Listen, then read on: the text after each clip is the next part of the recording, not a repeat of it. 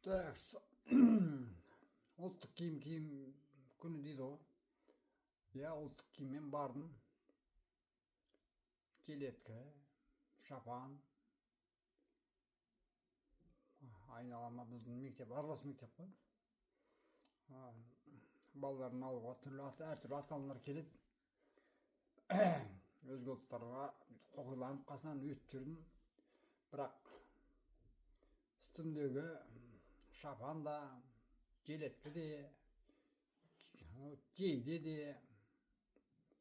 Қырғызстанда шыққанын айтпадым ешкімге. Балалардан басқа таппадым, сөзін ашық. Бутиктерді білмеймін, бутиктерге біздің қалтамыз көтермейді оны. Жалпы ұлттық киім киюге ұмтылыс бар ғой, бірақ өзіміздің өндіріс дамып кетеді дегенге сенбеймін. Себебі қаңтар өткеніне оқиғаларына 2 жылдан асса да әлгі утилсбур деген алынған жоқ. Яғни біздің өндіріс дамуға әлі жағдай жоқ деген сөз. Құтты болсын ұлттық киім күні. Басқа не дейміз? Оны айтпақшы,